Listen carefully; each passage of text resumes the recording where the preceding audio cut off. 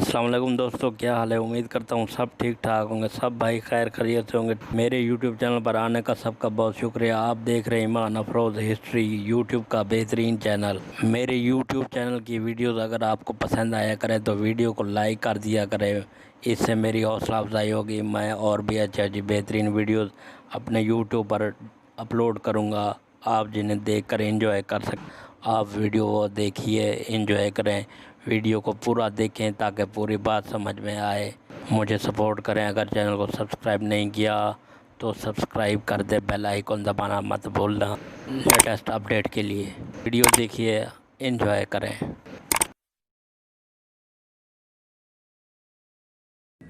لیکن اس طرز زندگی پر اتنے بڑے بڑے اعتراضات ہوں گے کہ وہ مذہب پہ ہونے والے اعتراضات سے کئی گنا زیادہ ہوں گے۔ یعنی اس پہ سب سے بڑا اعتراض یہ ہوگا کہ ایک حکومت پاکستان جب ایک حکومت ہے تو اس کا تو لا ہے، یو ایس اے کا بھی لا ہے، یو کے کا بھی لا ہے، چھوٹی چھوٹی ریاستوں کے بھی قانون ہوتے ہیں۔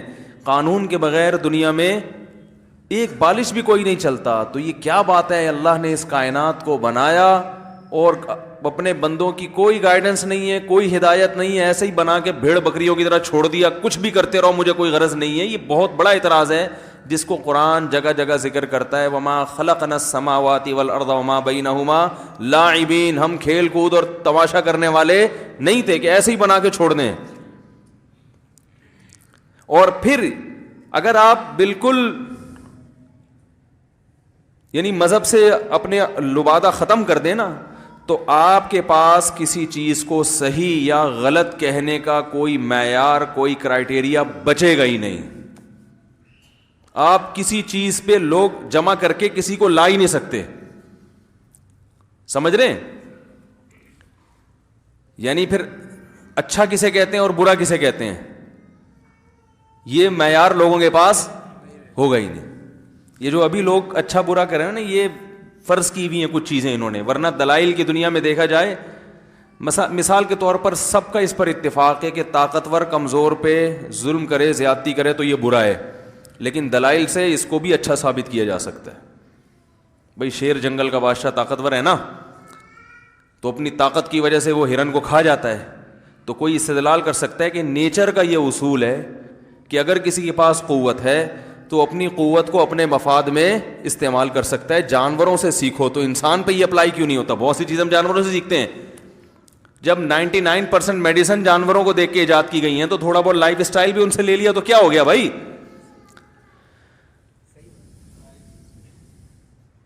دلائل پہ یہ بھی، اس کو بھی، اور جتنے بھی دنیا میں ظالم جابر لوگ ہیں ان میں بہت سارے لوگ اپنے ظلم کو ظلم نہیں کہتے، وہ اس کو حلال سمجھتے ہیں، کہہ رہے ہیں بھائی ہمارے پاس طاقت ہے نا، اللہ کا دیا ہے یا خود سے ہمارے پاس ہے، ایک وسائل ہے تو ہم طاقتور کے، ہمیں جینے کا حق ہے۔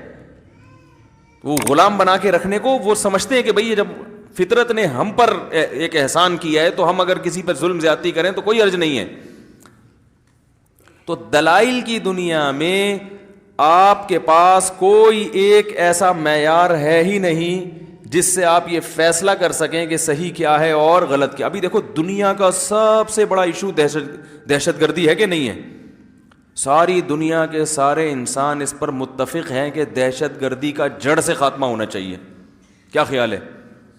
اتنی بڑی برائی ہے، لیکن دہشت گردی کی ڈیفینیشن کیا ہے یہ اب تک کوئی اس پہ متفق نہیں ہو سکے۔ آئیں، آپ نے یہ فیصلہ کیا کہ چور جو ہے نا، چور، یہ چوری بہت بڑا جرم ہے، لہذا ساری دنیا چوروں کے خلاف مل کے جہاد کرے گی اور ان کو سخت ترین سزائیں دے گی۔ اب کسی نے پوچھا بھائی جب جہاد شروع کیا ساری پولیس الرٹ ہو گئی، کہاں کہاں پکڑنا ہے، چور کون ہے، تو اب اس پہ اتفاق ہی نہیں ہو رہا چور کسے کہتے ہیں۔ تو ایسے قانون کا کوئی فائدہ ہے؟ تو یہ بھی ہر شخص اپنے مفاد میں استعمال کرے گا۔ علاقے کا کونسلر اپنے سالے کو پکڑ کے لے آئے گا، یہ چور ہے، کونسلر ہے تو طاقت زیادہ ہے، دشمنی بھئی یہ سالہ ہے، بھئی چور ہے، تو بھئی چوری کی تو ڈیفینیشن، بھئی چوری کی ڈیفینیشن میں یہ بھی آتا ہے۔ ہر آدمی اپنی طرف سے ڈیفینیشن بنا کے جس کو چاہے پکڑنا ہو پکڑ کے، ہر ملک اپنا مفاد دیکھ رہا ہے دہشت گردی کی، جس کا مفاد نہیں ہوتا وہ دہشت گردوں کو سپورٹ کر رہا ہے، یعنی وہ دہشت گرد جس کو سامنے والا دہشت گرد کر رہا ہے۔ تو یہ تبھی دنیا میں انصاف نہیں ہے. تو اتنے بڑا جرم جس کو ساری دنیا جرم مانتی ہے, اسی کو بھی ابھی تک ڈیفائن نہیں کر پا رہے کہ اس کی ڈیفینیشن ہے کیا. تو باقی تو اس سے چھوٹے درجے کے جرائم ہیں. تو یہ مجبوری ہے, انسان کی مجبوری ہے کہ اس کو ایسی ذات چاہیے جو انسان سے اوپر کی ہو, جس پہ سب متفق ہوں. جو متفق نہ ہو وہ مجرم کہلائے. تبھی اسلام کی نظر میں جو اللہ کے قانون کو نہیں مانتا وہ مجرم ہے, جو مانتا ہے وہ مجرم نہیں ہے, وہ وفادار ہے. پھر دوسرا جرم یہ کہ مانے مگر فالو نہ کرے, وہ دوسرے درجے میں جرم ہے. اس کے علاوہ کوئی آپشن نہیں ہے. تو بھائی اگر اسلام پہ کچھ اعتراضات بھی ہوتے ہیں اور بالفرض اس کے جوابات ہمیں نہیں آتے, تو ہمارے پاس اسلام کے علاوہ کوئی آپشن ہے ہی نہیں. ہم کہیں گے بھائی ان کے جوابات اگر نہیں آ رہے تو ہماری عقل کی کمی ہے. ہر چیز اللہ نے ہر آدمی کو اتنی سمجھ نہیں دی کہ ہر چیز اس کی سمجھ میں آ جائے, ورنہ ہر چیز پہ 10 اعتراضات اٹھتے ہیں. آپ کے والد صاحب نے آپ سے کہا کہ بیٹا میری اطاعت کیا کرو, آپ اس پہ بھی اشکالات ہیں. کیوں ابا؟ آپ اشکال کر سکتے ہیں. اگر آپ حق کے متلاشی نہیں ہو نا, آپ کو کوئی مطمئن نہیں کر سکتا. کیوں ابا آپ کی اطاعت کیوں کروں؟ بھائی اس لیے کہ میں تمہارا باپ ہوں. تو ابا اس کی کیا دلیل ہے کہ کوئی کسی کا باپ ہو تو بیٹے پر لازم ہے کہ اس کی اطاعت کرے؟ بیٹا اس کی دلیل یہ ہے کہ ساری دنیا یہ کہتی ہے کہ بیٹے کو چاہیے باپ کی اطاعت کرے. ابا ساری دنیا تو شراب بھی پی رہی ہے بھائی, ساری دنیا میں تو امریکہ والے بھی ہیں, یو ایس اے والے بھی ہیں, یو کے والے بھی ہیں, اور یورپ, وہ تو زیادہ تر لوگ وہ تو ابا کو اولڈ ہوم میں جمع کرا دیتے ہیں. جن سے آپ پنکھا لیتے ہو, جن سے ایئر کنڈیشن لیا, جن سے موبائل لیا, اور جن کی میڈیسن سے اپنے شوگر کا علاج کروا رہے ہیں ابا, تو وہ تو یہ کہتے ہیں. چلو ابا نے سارے اشکالات کے جواب دے دیے نا, بیٹا اگر ڈھیٹ ہوگا آخر میں آ کے کہے گا ابا پہلے یہ تو ثابت کرو کہ آپ میرے ابا بھی ہو. تو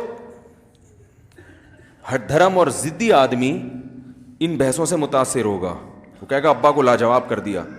لیکن اللہ جو ہے نا, اللہ اس کو پتا ہے کہ کون صحیح اور کون غلط ہے. اللہ کو پتا ہے. تبھی قرآن میں کیا آتا ہے, ابھی سورہ قلم جو ہم پڑھ رہے ہیں نا, آگے آ رہا ہے فَسَتُبْصِرُ وَيُبْصِرُونَ. اے نبی ہم نے بتا دیا, ثابت کر دیا کہ قلم گواہ ہے کہ آپ دیوانے نہیں ہیں, سچے نبی ہیں. لیکن فَسَتُبْصِرُ عن قریب آپ اپنی آنکھوں سے بھی دیکھ لیں گے, وَيُبْصِرُونَ اور ان کو بھی پتہ چل جائے گا. ابھی تو ہم نے دلائل سے ثابت کیا ہے, اب دلائل میں کوئی غور کرے گا تو یہاں تک پہنچے گا, نہیں غور کرے گا یا غلط غور کرے گا وہ اب بھی آپ کو دیوانہ اور مجنون ہی کہے گا, اور قیامت تک کہتے رہیں گے لوگ. لیکن ایک دن ایسا آنے والا ہے, پتہ چل جائے گا کون غلطی پر تھا اور کون صحیح رہا. وہ سزا جب ملے گی تو